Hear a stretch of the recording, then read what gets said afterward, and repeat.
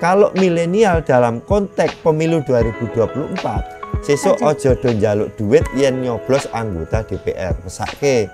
Mesake DPR. Mesake DPR yo ben sugih ben makmur, nek ben sugih makmur ora kebebanan, mikir rakyat, mikir hukum, mikir legislasi, mikir perencanaan yo kepenak. Tapi nek ora nganggo duit ya rasa menang lah. Jadi ingat ya, anak-anak milenial besok jangan pakai politik uang, jangan mau, mohon maaf, gundul penjenengan, gundul pacul gelelengan dituku 200-300 ewu.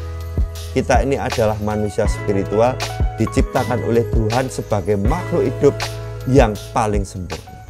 Halo guys, selamat malam, selamat datang di YouTube channelnya Evi4, YouTube channelnya anak muda Klaten untuk Indonesia. Kali ini kita berada di salah satu destinasi daerah Ponggo, yaitu Soko Alas. Kenalkan, nama saya Aziza dan kali ini saya tidak sendiri, saya ditemani oleh bintang tamu yang mungkin teman-teman Evi4 sudah tidak asing lagi, yaitu saya ditemani dengan Mas Ari KS. Selamat malam Mas Ari KS. Selamat malam Sobat Evi4 Indonesia. Ini manggilnya Mas atau Pak atau apa ini berarti sebelumnya nih? Ya, monggo silahkan, bisa Mas, bisa Pak, bebas saja. Kalau dari biodatanya yang saya terima, Mas Ari KS itu kan berarti masih muda ya, masih kelahiran 1981 ya Mas? Ya, betul. Ya. Waktu itu masih muda, masih 40-an, ini berarti saya panggil Mas aja ya guys berarti ya? Silahkan ya. Oke Mas Ari KS, sebelumnya Mas Ari KS ini kesibukannya untuk kali ini apa aja? Ya, terima kasih. Jadi saat ini saya aktif menulis. Ya. Jadi menulis tentang kebudayaan Indonesia. Kebudayaan itu kan macam-macam, lebar kan isinya, ada politik, ekonomi, sosial, budaya, ada seni, ada religi, ada pendidikan dan sebagainya. Jadi saya intens menulis di Nusantarapedia Jurnal. Jadi media Nusantarapedia Jurnal itu saya selaku foundernya, selaku pendirinya. Kalau sahamnya dimiliki banyak teman-teman dan posisi saya saat ini sebagai penulis. Gitu Mbak Aziza. Jadi penulis di Nusantarapedia ya Mas? Iya. Jadi kayak lebih mengarahkan untuk hal-hal budaya, religi, pendidikan ya tadi ya. Jadi kita juga kaum anak-anak muda sekarang kan jadi lebih paham lagi mungkin dengan adanya tulisannya Mas Ari ya. Iya, betul. Saya dengar-dengar dulu Mas itu juga ini ya Mas, salah satu politisi di Klaten. Ya. Salah satu anggota DPRD ya kalau nggak salah ya guys ya. Ya betul ya. Saya anggota Dewan DPRD Kabupaten Klaten periode 2014-2019. Oh iya ya. Dulu saya dari Partai Gerindra, saya pimpinan Komisi 1. Tetapi periode 2019-2024 saya tidak nyalek. Dan sejarahnya lagi saya 2004 itu saya sudah nyalek melalui Partai PDI Perjuangan. Nah, waktu itu tahun 2004. Kemudian 2009 saya gabung di Gerindra. 2014 saya nyalek jadi. Kemudian 2019 saya nggak nyalek lagi. Terus kemudian saya mendirikan forum dengan nama saya sendiri, Ari KS Center, Strategi Kebudayaan, Lebarkan Dimensi Pemikiran. Itu tagline dari yang kita kelola, media yang kita kelola. Kemudian mulai 2002 awal, 2021 akhir, kita mendirikan Nusantarapedia Jurnal sampai sekarang ini. Sampai sekarang ya Mas? Ya. Jadi basic saya memang menyukai kebudayaan. Jadi budaya yang saya maksudkan, terutama ini pesan untuk generasi muda bahwasanya budaya itu kemudian jangan dipersempit artinya sebagai sebuah kesenian saja. Tetapi isi daripada budaya itu adalah sebuah konstruksi dasar dari tata kelola kehidupan manusia, itu adalah sebuah peradaban. peradaban itu adalah manusia. Kan ada 7 unsur kebudayaan. Iya, apa aja Mas? Kalau boleh tahu 7 unsur itu tuh apa aja? Kalau menurut Kuncoro Ningrat ya, dan yang telah disepakati oleh kalangan ilmiah, itu termasuk sistem pemerintahan, sistem hukum, agama itu sistem religi, sistem pertaniannya, seni budayanya, kemudian agamanya, kemudian bahasanya, alat-alat teknologinya. Nah, itu 7 unsur kebudayaan. Ya. Nah, itu sebagai basis peradaban daripada manusia. Nah, selanjutnya kalau kita tarik konteks kekinian, ya bagaimana budaya itu memberikan pondasi, memberikan konstruksi pada bidang yang lebih spesifik. Misalnya bagaimana bidang politik, hukum, kemudian bidang ekonomi, kemudian bidang seni, bidang apa saja, teknologi. Nah, itu harus didasari pada konstruksi pemikiran yang berkebudayaan. Nah, itu loh, Mbak. Jadi seperti itu. Makanya kita sebagai sebuah bangsa, kalau kita berbudaya, otomatis penyelenggaraan tata kelola bernegara, berkepemerintahan, berbangsa, bermasyarakat, pasti sebuah bangsa itu akan menjadi bangsa yang besar. Kalau kita tarik dalam konteks Islam, masyarakat madani, civil society, baldatun toibatun warobun ghafur. Kalau kita tarik lagi konteks 2024, kita mau selenggarakan pemilu. Ya, bagaimana kita menjadi bangsa yang beradab, berbudaya untuk menuju Indonesia Emas 2045. Kan gitu. Terus apa lagi? Ayo. Apalagi untuk anak-anak muda sekarang ya, Mas. Ya. Banyak kan mereka itu kurang paham dengan hal itu gitu. Ya. Ya, kenapa kurang paham? Karena mereka tidak pernah merdeka di dalam belajar, tidak pernah merdeka sebagai manusia, tidak pernah menemukan hal-hal baru, menumbuh kembangkan pikiran-pikiran baru berupa ide dan gagasan. Ide dan gagasan itu akan melahirkan ilmu pengetahuan. Ilmu pengetahuan akan melahirkan karya. Jadi pondasi manusia itu apa? Pondasi manusia itu adalah ide dan gagasan. Ide dan gagasan ditelurkan di dalam frame ilmu pengetahuan. Ilmu pengetahuan diimplementasikan menjadi wujud kekaryaan. Nah, kemudian muncullah sebuah peradaban. Baik itu dalam lingkup manajemen tata kelola penyelenggaraan berbangsa dan bernegara yang diselenggarakan oleh pemerintah dan sel-sel yang ada di dalamnya hingga sampai di tatanan sosial masyarakatnya. Ya, karena kan sekarang anak-anak muda sekarang kan mereka juga tidak terlalu paham mungkin, apalagi untuk mengutarakan yang mereka mau, gagasan, idenya anak-anak muda sekarang kan kadang anak-anak muda, saya masih muda ya, Mas. Ya, karena apa? Ini langsung saja. Kalau kita tarik pada sisi kebijakan, karena anak-anak muda itu tergerus oleh pemikiran yang dinamakan digitalisasi. Iya, benar banget sih, Mas. Jadi kita 4.0, teknologi 4.0 saja kita belum selesai, kita sudah akan menghadapi 5.0 ya. Tetapi apa yang kita dapatkan kan kita hanya menjadi konsumen. Jadi ekosistem arsitektur digital yang dibangun oleh negara ini, kalau saya katakan itu adalah kelompok kapitalis, kelompok neolib, itu endingnya apa? Endingnya kan mereka bisnis. Nah, anak muda sekarang ini tidak memanfaatkan basic itu untuk kegiatan yang positif, yang bermanfaat, yang terkorelasi dengan landasan ilmu pengetahuan tadi, itu tidak. Tetapi lebih digunakan untuk hiburan. Ya, karena untuk mencari kesenangan sendiri, mencari kesenangan Mas, biasanya saja. itu. Gitu loh. Jadi anak-anak muda apalagi main-main sosial media itu kayak cuma untuk hiburan semata lah, kita boring, kita bosen kan. Lah kan hanya itu. Lah itu terkorelasi dengan sebenarnya harusnya yang dinamakan dengan digitalisasi itu kita harus bisa mengkonversi budaya baca dan tulis. Budaya baca dan tulis itu otomatis akan menumbuhkan gagasan, ide, ilmu pengetahuan dan karya. Itu harus ditransfer pada gagasan, pada ruang digitalisasi. Nah, terus kemudian itu akan menjadikan nilai dampak yang sangat positif. Bukan kemudian kita ambil dari sisi hiburannya saja. Kalau kita ambil dari sisi hiburannya saja, artinya kita hanya konsumtif. Konsumtif karena apa? Kita dipaksa beli paket data. Kita dipaksa untuk menghibur diri terus. Akhirnya apa? Kita jadi bodoh kan. Menghibur orang lain juga. Iya. Apalagi konten-konten kayak gitu kan menghibur orang lain. Nah, iya.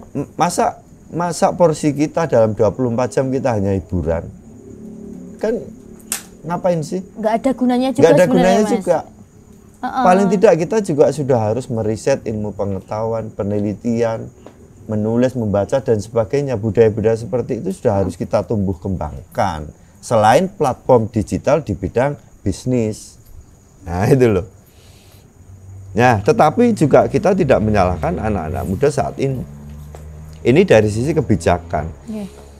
Artinya dari sisi kebijakan bagaimana ekosistem digital mulai dari satelitnya, mulai dari platform-platform digitalnya itu sendiri, ya harusnya produk asli Indonesia. Ya jangan mudah kita membeli platform luar dari luar lah. Tergiur dengan brandnya dan sebagainya. Kita itu wes bekerja keras membanting tulang, wong tuane ya rekoso dijaluki duit anak ngutuku pulsa. Nek-nekane yo larine gur dienggo tuku pulsa. Tuku paket data, Mas. Gitu loh sobat Evivor. Jadi ini sebenarnya sebuah keprihatinan. Ya. Tapi kita sebagai anak muda juga harus punya salah satu pandangan seperti Mas Ari KS ini, karena kalau enggak kita semakin lama kan semakin bodoh dengan adanya sosial media juga. Sebenarnya sosial media itu enggak terlalu buat kita terlalu pintar ya Mas, sebenarnya akan menambahkan kebodohan ya sebenarnya kalau kita nggak pakai dengan bijaksana. Betul, ya. Sekarang contoh, sampai tak kasih pilihan. Anda akan menjadi satu budaknya mesin-mesin pabrik, atau Anda akan menjadi budaknya mesin-mesin digital, atau Anda akan menjadi budaknya desain ekonomi global. Nah, ini jadi kan harus anak muda harus mulai memikirkan ke arah itu. Artinya apa? Contoh, Indonesia yang kaya raya, sektor logging kehutanan kita punya, pertanian luar biasa, sektor kelautan luar biasa.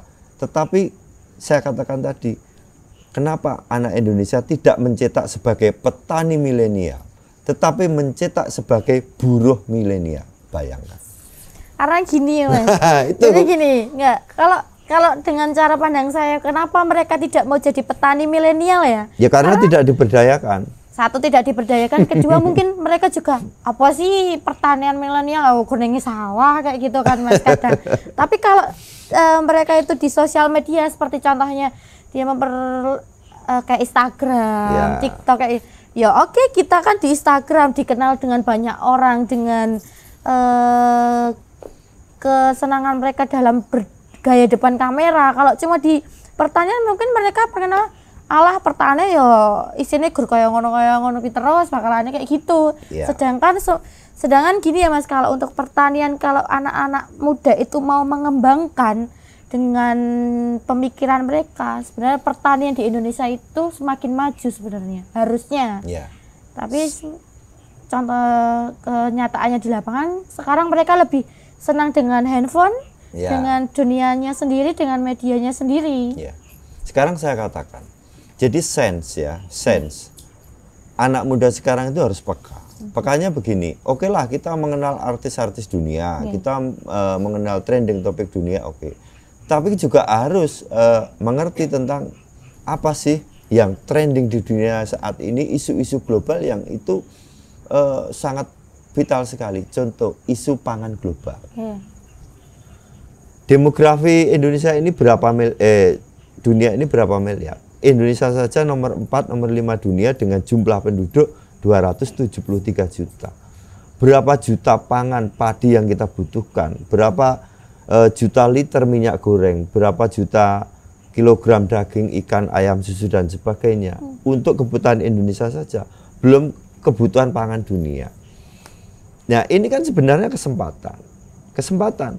Gula misalnya, Kita ekspor, kebutuhan kita 6,6 juta kilogram per tahunnya. Padi berapa juta kilogram, kopi, teh, susu, telur, ikan, daging, dan sebagainya. Lah, ini jangan sampai menjadi bisnisnya para oligarki, para kapitalis, para neoliberal, sedangkan masyarakat ora dibagai apa-apa. Yang penting kamu tak cetak menjadi buruh pabrik, dan kamu menjadi buruhnya, gedibalnya ekosistem digital. Jangan sampai. Oh, anak muda harus tahu, ini isunya isu pangan global. Piye caranya saya harus mulai nandur pari, harus mulai memproduksi susu, harus saya harus pinter-pinter mencari celahnya ya Mas. Beternak itik, beternak ayam dan sebagainya kan itu. Yang punya peluang bisnis yang bagus ya untuk kedepannya. Makanya sekarang kita pengen tahu politisi, calon-calon legislatif 2024 dari pusat sampai daerah, berapa juta calon anggota DPRD di daerah dan di pusat, gagasan apa yang mereka tawarkan. Contohnya kan begitu. Terus apa lagi? Ini semua abstrak saja, kita bicara abstrak. Nanti detailnya biar pembaca, biar penonton mikir sendiri, kayak sing dikarep kayak apa, omongan apa, biar nanti dia cari literaturnya. Terus apa lagi? Tapi sebelum jenengan membangun, ini kan kita kilas balik lagi aja ya Mas. Jadi sebelum itu kan tadi jenengan membicarakan kalau jenengan itu dulunya seorang DPRD. Sebelumnya sudah mencalek tapi gagal karena mungkin masih usia muda juga ya Mas. Ya, karena dulu sistemnya proporsional tertutup. Proporsional terbuka dengan daftar caleg. Waktu itu 2004.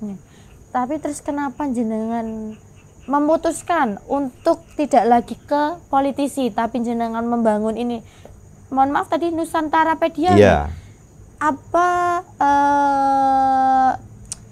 gagasannya atau poinnya itu apa ya Mas, kok jenengan langsung bisa membuat Nusantarapedia lagi? Karena saya ingin pinter, saya tidak ingin bodoh. Karena apa? Sekarang bayangkan, ini juga pesan buat para politisi di 2024. Kita jago anggota DPRD 2, tanyalah berapa kos yang dikeluarkan. Ongkos politiknya 1 sampai 2 miliar. Itu pengen jadi anggota DPRD 2. DPRD provinsi 4 sampai 5 miliar. DPRD pusat 6 sampai 7 bahkan 8 miliar. Lebih Mas. Nah, terus transaksional ya pergundul semene 200.000, 300.000, 150 dan sebagainya. Satu itu. Terus kemudian kalau kita seperti itu terus, apa sih poinnya? Kan begitu. Artinya apa? Saya menjadi anggota dewan harus berdarah-darah dengan dana yang miliaran. Tidak begitu. Aneh. Kok itu muspro banget? Maneman banget maneman banget. Kayak uang satu. Maneman banget apalagi buat diri sendiri, buat keluarga. Nah, makanya sekarang saya pilih mengembangkan diri saya untuk belajar apapun, untuk menulis apapun, membaca literatur apapun, untuk kita sumbangkan kepada masyarakat. Bukannya dalam pengertian stigma politisi tidak baik, tidak. Politisi itu secara undang-undang ya memang harus ada karena itu instrumen negara. Baik DPRD 2 sampai pusat memang harus ada. Tapi secara pribadi saya memang arah menuju menjadi seorang anggota dewan itu bukan saja anggota dewan, para pimpinan kepala-kepala daerah juga dengan ongkos politik yang tinggi. Kalau kita tarik di pemilihan presiden, isunya adalah pembiayaan oligarki yang itu tersandera, menyandera para calon, tidak bisa memimpin, mengelola tata laksana pemerintahan secara berdaulat. Nah, kan itu. Nah, makanya ini kita buat sebuah gerakan rakyat. Gerakan rakyat itu apa? Bukan kita terus kemudian kita demo, kita lempar batu, tidak. Gerakan rakyat itu adalah gerakan pemikiran. Lah, pemikiran itu adalah menumbuh kembangkan sebuah kesadaran pikiran anak bangsa. Ayo toh, idealnya itu seperti apa? Ben kita itu menjadi bangsa yang berdaulat secara ekonomi, secara kebudayaan. Jadi benar-benar kita itu mandiri. Ekosistem yang diciptakan oleh negara, oleh pemerintah, oleh masyarakat, entitas sosial dan sebagainya ada di dalamnya itu harus merdeka, independen. Itu syaratnya. Kalau enggak, kita hanya sebagai buruh kacung, kita ngapain? Kita hanya diadu domba kepentingan bisnis dan sebagainya. Kepentingan bisnis orang lain nih Mas berarti ya? Iya, ini kelompok global. Ini contoh sangat baik banget ya guys, kayak gini Mas Ari KS ya. Dia mempunyai kayak pemikiran yang sangat luas, punya punya value yang bagus ya. Kita harus apa itu namanya kayak ini contoh yang sangat bagus untuk anak-anak muda seperti saya juga Mas. Iya ya. harus, iya. Apalagi kan kalau Anda tidak ingin bodoh kan begitu. Otomatis saya juga nggak mau bodoh dong. Makanya. Tapi kerangka konstruksinya selaku kita sebagai anak muda, posisi kita terhadap negara seperti ini dalam konteks pemerintahan seperti itu, petanya harus tahu. Gitu. Harus bisa mempetak-petakan ya Mas. Iya harus bisa memetakan. Ini sebenarnya apa sih? Jangan kemakan hoax, jangan kemakan citra, jangan kemakan gebiar, jangan kemakan medsos dan sebagainya. Tapi kita harus belajar tahu arahnya secara konstruktif, secara peta. Syaratnya apa? Gelemo sinau, gelemo belajar secara merdeka. Ya, tanpa belajar, tanpa sinau kan kita juga nggak akan tahu toh Mas. Apalagi kalau malam ini saya ketemu sama jenengan, saya juga kurang tahu kan dengan hal ini kan. Iya. Jadi pemikiran saya jadi lebih terbuka juga. Betul. Untuk anak-anak teman-teman Evifor juga lebih tahu. Kita kan juga hari ini di ngobrol-ngobrol santai aja ya Mas sebenarnya Mas. Iya. Kan saya juga baru pertama kali kan ketemu Mas Ari KS ini. Dan secara teknis kalau pengen tahu pemikiran-pemikiran saya, ide saya lebih detail, bisa buka nama autor saya Ari Kuswanto di Nusantaropedia Dicatat Journal. Ya guys ini ya. Nusantaropedia Journal itu websitenya, kemudian nama autornya Ari Kuswanto. Itu nanti saya banyak menulis tentang ideologi politik, seni, sosial, ekbis, religi. Saya tulis semua. Ya. Itu salah satu media yang harus kalian buka ya. Karena aku tadi udah buka nih ya profilnya beliau di Facebook. Mungkin ya salah satunya medianya itu memang bagus guys. Bener-bener kita sebagai anak muda harus lihat, pokoknya harus lihat banget karena banyak pengalaman, banyak ilmu yang bakalan kalian dapat dari Mas Ari KS ini, oke? Jadi balik lagi ya Mas, jadi untuk anak muda. Jadi saya ingin mempertanyakan gini Mas, kalau seumpama nih anak muda tuh kayak terlena, kayak lupa dengan semuanya karena hiburan. Sekarang kan anak-anak muda itu banyaknya cuma hiburan, sosmed, main. Mereka tanpa memikirkan ABC untuk kedepannya. Itu efek samping atau kedepannya akibatnya itu apa ya Mas kira-kira itu? Kan saya juga ingin tahu karena mungkin saya juga termasuk masih muda ya berarti Mas. Jawabnya sederhana dan taktis, tidak produktif. Kurang produktif sehari-hari kayak. Tidak produktif artinya begini, secara konstruksi manusia itu harusnya, kalau ini frame-nya adalah dalam penyelenggaraan kita sebagai masyarakat, entitas bangsa dan negara, ini terkorelasi dengan tingkat produktivitas masyarakat. Lah produktivitas itu di mana? Ya pada kekaryaan. Jadi minim karya ya Mas. Jadi minim karya. Kalau kemudian minim karya, ini kembali ke tadi yang awal. Kita kan dicetak menjadi bukan petani milenial, bukan entrepreneur milenial, tetapi kita menjadi nuwun sewu, buruh pabrik. Kita menjadi buruhnya ini terus. Handphone, ekosistem digital dan sebagainya. Lah, maka agar anak muda itu tidak terkena dampak itu yang terkorelasi dengan tingkat produktivitas, ya makanya harus produktif. Menora turu dolanan HP. Iya, gitu. Main game. Contoh salah satu APL ya, salah satu APL yang joget-joget itu, entah itu namanya apa. TikTok. Terus aplikasi apalagi. Boleh lah, itu boleh. tapi Selingan. 1-2 kali aja. Tetapi anak muda harus benar-benar berbicara produktivitas itu ya riset. Kalau dia sukanya membaca, menulis, ya dia harus menulis. Kalau dia seorang seni, ya harus menghasilkan karya. Kalau dia bergerak di bidang teknologi, ya harus mengembangkan keteknologian itu, aplikasi-aplikasi terapannya. Tapi gini Mas, ada beberapa anak muda itu kayak, ya ngapa aku main TikTok aku iso entuk uang? Asalannya sekarang kayak gitu. Mereka itu main TikTok, lah ngapa aku ndak dino dolanan TikTok main depan kamera, tapi kan aku bisa menghasilkan uang. Aku di umur segini aku udah bisa beli ini, beli itu. Mereka kan kadang menyombongkan diri mereka itu di situ kayak. Saya paham. Ini flashback dulu dan ini untuk konsumsi semuanya, tidak hanya anak muda. Itu apa? Kita harus kembalikan. Kita tahu peradaban Nusantara. Peradaban Nusantara, wong Indonesia, wong Nusantara itu adalah dulu manusia-manusia spiritualis. Tetapi sekarang menjadi manusia-manusia agoni.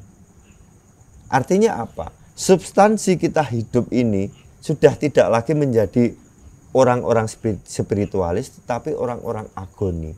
Dan kemudian sisi agoni ini kemudian direpresentasikan pada keadaan material. Kita harusnya material itu kita tempatkan pada porsi yang secukupnya saja, itu material. Kalau orang itu kebak ilmune, sekarang saya tanya, sampai duwe mobil telu karo duwe mobil 10, itu intinya apa sih? Intinya di mobil loh Mas. Intinya kan di mobil, alat transportasi kan. Ini. Sampai tekan Jakarta kan wis tekan di mobil siji. Tapi nek jenengan di mobil 10, ngebak-baki garasi, ngebak-baki pajak, BBM larang. Anu nyengiti tangga barang. Nah, kan, mobilnya kan juga di situ. Lah, maka dari itu kita jangan sebagai menjadi bangsa yang agoni. Anak-anak muda yang kemudian terfokus pada aku di duit, aku iso ngene, aku sini iso happy. Lah nek ngon TikTok aku joget-joget wae oleh duit tak piye. Sebenarnya konstruksi agama itu mengajarkan pada hal-hal yang semacam itu. Jadi implementasi di lapangan, nilai-nilai spiritualnya itu seperti itu. Oh iya, ketimbang aku nggunakake bahan bakar 10 liter, mendingan aku nggunakake bahan bakar 1 liter. Karena apa? Ini berkaitan dengan ekosistem lingkungan hidup. Sustainable ekosistem masa depan. Nah, kan itu. Kalau bangsa kita kemudian jor-joran, anak muda tinggal iki duit, iki aplikasi menghasilkan uang. Sekarang saya tanya, uang itu bukanlah monopoli. Sistem ekonomi, sistem keuangan itu kan hanya monopoli. Dulu emas ditukar, kon nitipke, orang-orang gawe bank dititipke diganti uang kemudian diganti uang kartal, sekarang diganti uang kripto dan sebagainya. Kenapa kita harus dibingungkan dengan hal semacam itu? Nah, makanya itu bukan menjadi yang utama. Soal ekonomi itu nanti gampang, tetapi ketika kita punya landasan konstruksi berpikir, ide, gagasan, menumbuh kembangkan pikiran-pikiran baru, otomatis nanti hal-hal material, hal-hal spiritual, itu mereka ngikut ngalir wae ya. Cak-cakan ekonomi, cak-cakan digital, cak-cakan berpolitik, cak-cakan di bidang hukum, akan terpetaknya dengan sendiri. Akan include sendirinya, akan tertata sendirinya. Maka yang perlu dibangun adalah pembangunan manusia Indonesia. Dalam konteks ini kaum milenial adalah harus belajar ilmu pengetahuan. Bukan ilmu sosial media ya guys. Jadi inti dari pembicaraan kita sebenarnya apa ya Mas, untuk anak-anak muda sekarang? Ya, jadi begini, tadi kan secara abstrak sudah kita jelaskan tentang tata kelola penyelenggaraan bernegara kaya ngopo, terus kemudian landasan frame sebagai manusia kudu kepiye, belajar dan sebagainya sudah kita utarakan. Lah kalau kita tarik dalam konteks anak milenial, yaitu tadi, jadilah anak milenial yang mempunyai produktivitas tinggi. Produktivitas tinggi itu seperti apa? Yuk kita mulai dengan banyak belajar. Belajar ilmu pengetahuan apapun sesuai dengan bidangnya. Itu poin yang pertama. Poin yang kedua adalah jauhi lingkaran pusaran digital yang kemudian itu kan digital itu seperti sosmed kan basisnya adalah internet.